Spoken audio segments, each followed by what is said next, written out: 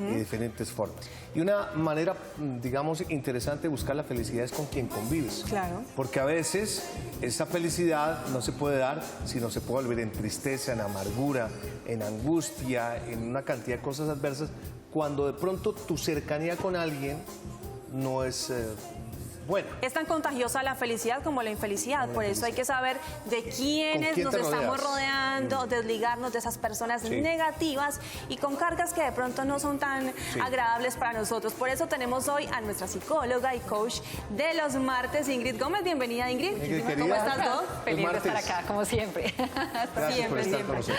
El tema es muy interesante. Sí, Porque sobre- muchas veces uno dice, pero ¿qué es lo que me está pasando? Cierto. Me toca convivir con gente, a veces no quiero que esa gente esté conmigo o viceversa. Y se vuelve en algo realmente complicado, sobre todo para vivir tranquilos, ¿no? Tú estabas diciendo, ustedes dos estaban diciendo ahorita algo muy importante, y es que la felicidad se basa en las buenas relaciones, pero también las relaciones pueden llevarnos a mala felicidad. A veces no escogemos las personas con las que estamos o nos corresponde ya estar o creemos que ya no podemos, no tenemos opción y nos metemos en unas relaciones que lo que empiezan es a absorbernos en personalidad, en energía y agotan. Entonces, hablemos de eso porque estamos en enero, estamos organizando el año y qué bueno empezar este año desligándonos de situaciones que no nos corresponden, ¿no? Ahí lo más importante es saber cómo identificar a esas personas que nos están robando la energía. ¿Cómo hacemos entonces? Lo que pasa, Mónica, es que a veces la gente no se da cuenta porque ha sido una constante en su vida. Casos comunes es, ejemplo, la persona que desde muy niña de pronto o muere su padre o de pronto uno de los padres es débil. Y entonces, al faltar uno y el otro que queda es débil, tiene que sacar como más fuerza y comenzar a hacerse cargo de todos, de su papá, de su mamá, si está, de sus hermanos, y como que empieza a aprender. Otro ejemplo que puede suceder es el niño o la niña que de pronto o los papás están muy ocupados o tiene que ganarse el cariño y la mejor manera de ganarse el cariño es siendo obediente, ¿verdad? Y entonces haciendo de más, un poquito de más, como para que me quieran, para que me tengan en cuenta. Entonces eso se queda para toda la vida. Y cuando somos adultos, entonces nos empezamos a enfrentar en situaciones en las que mínimo muchas personas no avanzan, no siguen con sus propias familias por muchas veces quedarse en su familia, con su papá, con su mamá, con sus hijos. Que no hacen su propio hogar, sino que se quedan con la mamá ahí, o con el papá hasta su vejez. Se quedan ahí y no son conscientes porque el sentimiento de culpa o la costumbre hace que se queden ahí. O consiguen parejas que también empiezan el mismo patrón en que obedezco a mi pareja, estoy ahí con mi pareja, o consiguen trabajos, porque no siempre son con las relaciones afectivas, sino a veces trabajos donde el jefe le pone de más o los compañeros se recargan sobre ellos. Entonces, no se dan cuenta. Entonces, lo primero que hay que hacer es decir, oiga, sí, empiezan a generar una serie de síntomas. Estas personas suelen sentirse más cansados, pueden tener actitudes un poco agresivas, pero no es la agresión que sale, sino es un poco pasivo-agresivas. Les cuesta muchísimo decir no. Si llegan a decir no, colocar un límite, entonces creen o que no los van a volver a querer o que no los van a volver a tener en cuenta, ¿sí? O qué sentimiento de culpa, cómo soy de malo, no estoy ayudando a esa persona cuando podría ayudarle. Entonces se encajan en eso y empiezan a sufrir, empiezan a cansarse. Es curioso que a veces, no siempre, pero sí hay un alto porcentaje de estas personas que como han dado tanto, pues se sienten vacíos. ¿Y con qué se llenan? ¿Con comida? Con comida. Entonces tienden a subirse mucho de peso, se ven cansados, no sacan tiempo para sí mismos, se desmotivan demasiado, sienten lo que les decía ahorita, como una rabiecita ahí, como que no están muy felices con la vida. Como un resentimiento. Como un resentimiento, esa es la palabra. Descuido Como un personal resentimiento. también. Sí, porque digamos que en su filosofía está, demos, pero no recibamos. Demos a otros, pero no hago cosas para mí mismo. Entonces, esto traduce muchísimo lo que es este tipo de persona, que están muy en ese perfil, pero también cualquier persona, sin darse cuenta, desde niños nos educaron a que teníamos que hacer más por los demás, que está bien, no estoy diciendo que nos volvamos egoístas porque es muy diferente el amor propio al egoísmo, es diferentísimo, pero sí nos enseñaron como que tienes que decir que sí, y tienes que hacer todo, obedezca, haz la cosa, y eso nos queda metido, haga caso, entonces nos hemos dejado de ser asertivos, decir sí cuando queremos decir sí y decir no cuando queremos decir no. Entonces, esa es la situación, ¿no? Muy bien. El tema, aparte de eso, complica al ser humano porque se vuelve asocial, ¿no? Cierto. O sea, muchas personas, no antisocial, sino asocial, que prefiere la soledad como dicen, a estar mal acompañado. Cierto. Pero en algunas circunstancias lo que tú decías puede ser lo contrario. Si yo no me pongo en la disposición, pues nunca voy a encontrar buena gente o todo el mundo me va a parecer mala gente. Entonces le voy a encontrar el defecto, le voy a encontrar el defecto. Y bueno, con eso no debo andar. Entonces, ¿por qué lado es mejor coger de tus recomendaciones para poder tener esa aproximación con gente que de verdad te alimente y te traiga felicidad? Muy bien. Digamos que las relaciones humanas tenemos que aprender a mantener lo que es la conexión y el límite. Porque si no pasa lo contrario, yo no ayudo a nadie, simplemente estoy así y cada cual es su problema de él, que ya empieza a volverse sin diferencia. Claro. La relación hace parte de nosotros, nada que hacer. Diga, estamos ahí y debemos. Pero también debo tomar elecciones y decisiones de lo que puedo hacer por los demás en cuanto a si está bien para mí, ¿sí? Si está bien para nosotros. Entonces, de pronto tu amiga te pide un favor y si está bien para ti, tú dices, con mucho gusto. Claro que sí. Pero si tu amiga, ejemplo, lleva y se está quejando porque está con un novio, lleva con el novio 5 años y se queja porque está con su novio y llora porque está con el novio y entonces tú y todos tus amigos y la familia les dice, termine, venga, haga tal esto, no, esto es terrible, ayúdame por favor, quédate conmigo este fin de semana porque esta soledad, este sufrimiento es terrible. Entonces uno piensa y dice, pero ¿qué hago? Yo el fin de semana me gustaría este fin de semana dejarlo para mí, quiero hacer mis pendientes, pero pobrecita ella sufriendo. Bueno, vámonos para allá. Y te vas a la tarde a escucharle su, Dios mío, terrible. Esas personas que se quejan y no hacen nada con su vida, desgastan. Sí. Desgastan. Claro, uno total. después de estar con una persona así queda agotado, ¿sí? Y que muchas veces tú los aconsejas, le dices, no, pero mire, piense mal, no, ¿qué voy a pensar? Entonces terminas tú. Exactamente, es diferente regañado. ayudar a quien se deja ayudar, que Sí. tú llegas donde tu amigo, donde tu amiga que está mal y entonces dice, venga, acompáñeme, claro que sí voy. Entonces uno le escucha porque es bueno escuchar, ¿sí? Cuando lo primero que hay para ayudar a alguien para salir de un dolor es dejar que se exprese, listo, uno lo escucha. Entonces uno después le dice, te entiendo, un poquito de contención y después, ¿por qué no piensas hacer esto? ¿Por qué no haces tal cosa? Sí, sabes que sí, definitivamente. Entonces como que le ves esa actitud de autoayuda. Cuando la persona tiene autoayuda, es fácil que uno pueda ayudarles un poquito.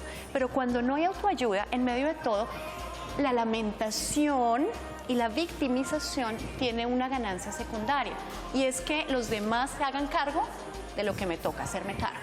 Si yo me pobreciteo, pobrecita yo, pues hago que los demás digan, ay, sí, pobrecita, venga, le ayudamos y venga, le hago la tarea. La gente cae en eso. Y hacerle la tarea al otro es malo, tanto para la persona que hace lo que no le corresponde, pero también para el otro. Porque cuando nosotros le hacemos la tarea, la otra persona no se da la oportunidad de hacerla, entonces no tiene la oportunidad de evolucionar. Muchísimas personas tienen esa dicotomía, como que están cansadas y dicen, no, es que mi hermana no sale adelante, no consigue trabajo, está en la casa, pero no sé qué más que hacer. ¿Y qué haces tú? No, pues yo claramente le paso plata y le estoy ayudando porque pobrecita, ¿cómo le voy a ayudar? Y has pensado en dejarle, claro, a mí me da rabia, pero es que ¿cómo le digo que no? ¿Cómo le dejo de dar plata? Entonces, el dejar, digamos, en este caso, de dar esa ayuda que le mantiene su confort, pues le da mucha culpa.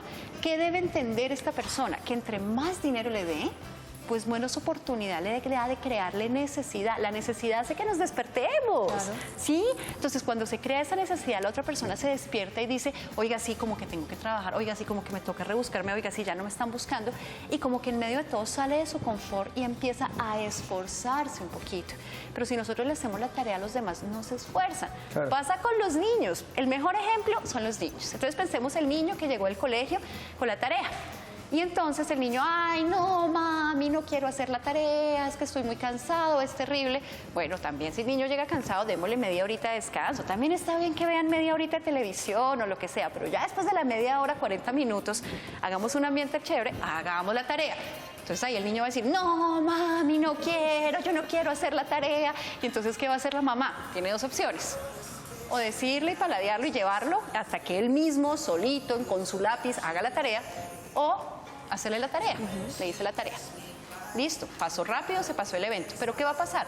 El niño no se esforzó, no hizo su tarea. Esto pasa con los adultos, tal cual. Entonces, llevemos a que las personas hagan la tarea y de esa manera sabremos cuándo podemos decir sí y cuándo podemos convencer. Claro, ahí pasa entonces que cuando esta persona es tan dada a ayudar, no solamente termina afectando su economía, el desgaste mental, emocional, sino que afecta el desarrollo de la otra persona y la frena. Terrible, y sabes que es una situación que ocurre mucho, es en el tema de las familias. Digamos que es muy común que el padre o la madre que se queda solo, como que van dejando uno de los hijos para que se hagan cargo de ellos. Y hay una forma psicológica de trabajarlos durante toda la vida, que es, te maltrato, o sea, maltrato tu autoestima, usted no puede, venga lo regaño, venga lo maltrato, venga, donde en cierta manera le está diciendo, si usted no puede hacer nada, pero en cierta manera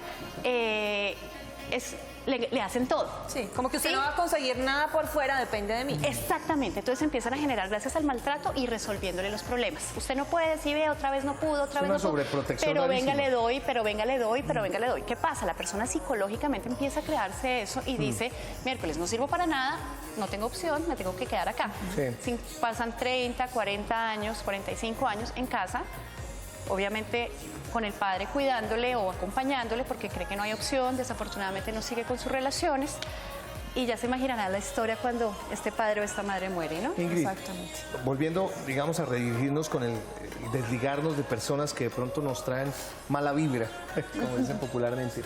Hay momentos en donde a uno le toca respirar profundo, sobre todo cuando tiene afinidad de manera muy estrecha, me explico. Papá o mamá, que de pronto tienen circunstancias por la edad, porque son así, pero finalmente son los papás de uno, en donde se quejan, en donde tiene uno que soportarles, entre comillas, ciertos momentos. Uno no los puede desligar. No. Pero también uno no puede dejarse cargar de esa parte de pronto pesimista o negativa. Ese espacio para volver a ser como la recarga, porque mamá es mamá y tendrás que llamarla, o papá, ¿qué le aconsejas? Porque más de una persona se desgasta. Cierto. ¿Con quién? Ya sé con quién estaba hablando, ¿no? Estaba hablando con tu papá o tu mamá. Pero no encuentra otra salida. Claro, porque es papá o mamá. Ahí tú Esa pregunta tuya es tan común, qué bueno que la hagas porque mucha gente pasa eso. Como puede pasar dos cosas, cuando de pronto los padres o se quejan o son difíciles o no entran en el mismo nivel como de compatibilidad, pues los hijos tienen dos opciones o tres opciones. La primera opción es seguirles y engancharse. Hablaron y se quedan enganchándose y muchas veces los hijos entonces tratan de convencer para que los papás cambien y se vuelvan más positivos y entonces algún día sean diferentes y sean mejores. Duro. No, ¿qué es eso? Segundo, otra opción que hacen es la que tú hablabas ahorita, la indiferencia. Se desaparecen, ya no los vuelven a llamar, se desaparecen, se casan y se dan con su familia y se desaparecen. Ninguna de las dos es positiva. La tercera es la tercera opción, en la que cuando yo salgo de la posición de juicio a la observación es diferente. No somos nadie para juzgar, ¿sí? Entonces yo cuando juzgo, es que mi papá es el colmo, es que mire cómo me habla, es que qué terrible. Cuando entro en ese nivel de análisis y de juicio, inmediatamente me cargo emocionalmente, ¿sí? Y entonces esa carga emocional va a hacer que yo tenga una reacción. Pero ¿qué pasa si yo simplemente observo? Observo a mis viejos, así son mis viejos, ¿sí? Y con amor los observo y les escucho. Sí, tata, bueno, mamá, está bien, mamita, pero también tienes que entender tal cosa. Bueno, te quiero mucho. El amor siempre puede lograr esas cosas. El amor y la paciencia. El amor, la paciencia, la sabiduría, la tolerancia, pero sobre todo es la observación. Hay un ejercicio muy bueno que le sirve a la gente y es que cuando yo estoy metido en el tema es fácil que juzgue y si juzgo, tanto maltrato a los demás, de cierta manera me estoy haciendo también daño a mí. Cuando yo hago la observación me pongo en el lugar, cojo el teléfono y entonces en ese momento me coloco como si estuviera observando la situación y ya desde la observación me doy cuenta que mi papá es así, que mi mamá es así. Desde la observación yo miro y digo, ¿qué los vuelve así? No, es que mis papás son el colmo. No, sino de pronto mi papá tuvo una infancia muy terrible, eso lo hizo duro. De pronto mamá siempre quiso llamar la atención porque nunca se la dieron cuando era pequeña. Entonces yo, este nivel de compasión hace que ya no los juzgue tanto, desde el amor lo puedo hacer. Ahora está, si llegan estos papás y se quieren meter en su vida o cualquier persona, ahí es cuando yo digo amorosamente no, ¿sí? Y cuando digo amorosamente no, ay mamá, me encantaría, pero no puedo. Si quieres, entonces te visito el otro fin de semana, que es más fácil contigo, te mando un abrazo, tranquila que vas a estar bien. Ánimo, tú puedes. ¿Saben qué es muy oportuno? Una película que en ese momento está en cartelera, Joy. Joy, y no la he trata visto. más o menos de lo mismo. ¿Ah, sí? Joy es el nombre del éxito, Joy se llama la protagonista. Tiene dos papás que se separaron, se divorciaron y cada uno tiene una vida supremamente difícil. Ajá. Ella se encarga de la mamá. Oh. La mamá hace toda serie de travesuras, es una señora que solamente ve telenovelas. Ok. Y a ella le toca una vida muy, muy difícil, Ok. pero a pesar de todo sigue siendo emprendedora y logra salir adelante. Así es. Chévere. No se queda como en ese ambiente no, negativo. No, y que entramos como víctimas. O sea, nosotros perfectamente podremos estar haciendo lo mismo de lo que nos quejamos. Sí. En que, ay, mi mamá cómo se queja, pero yo también, ay, ¿qué más, amiga? Mi mamá, es que es terrible, como estamos iguales, también quejándonos y todo. Entonces también es llegar como a ese lugar en nuestra conciencia en que esa es nuestra evolución. Claro. Llegar a ese punto en que amemos a nuestros padres, podamos compartir con nuestros padres sin huir, sin cargarnos, sin entrar en ese conflicto, sino como desde ese nivel sea de más amor y una observación. motivación para no repetir la requiere historia. evolución, ¿no? Sí, pero sí definitivamente tenemos que decir no y tenemos que seguir con la vida. Si en ese momento estás a cargo de tus padres o de alguien que no quieres dejar, pero estás a punto de casarte, pues tienes que seguir adelante, ¿no? Hay que continuar. Es verdad. La autora Ingrid Gómez, como siempre, nos acompaña en Las Mañanas con Uno. ¿Le puedo poner una tarea de pronto para algún Claro. día? Las malas compañías. Ajá. Las famosas que los padres y los papás, ¿no? Le dicen, ¿usted con quién está andando? Esa persona y ese sexto sentido que a veces es cierto, Ok. a veces no tan, pero las malas compañías, Ok. Ingrid. El dime Te lo con quién pongo así andas, como, hagámoslo. dime con quién ¿Quién andas, te eres? di quién eres, y tantos Hagámoslo. problemas que a veces se causan por esas malas compañías. Buenísimo. Y uno como hijo, como Superman, uno cree que todo el mundo es chévere, pero es válido, ¿cierto? De pronto Perfecto, hablarlo hagámoslo sobre para la las siguiente, me parece malas buenísimo. compañías. Preciosa, Súper como chévere. siempre, mi prosperlove.com, prosperlove.com. donde pueden ustedes encontrar toda la información de Ingrid, de sus actividades. Gracias. como A ti, siempre. amor. Muchas gracias, Ingrid. Gracias.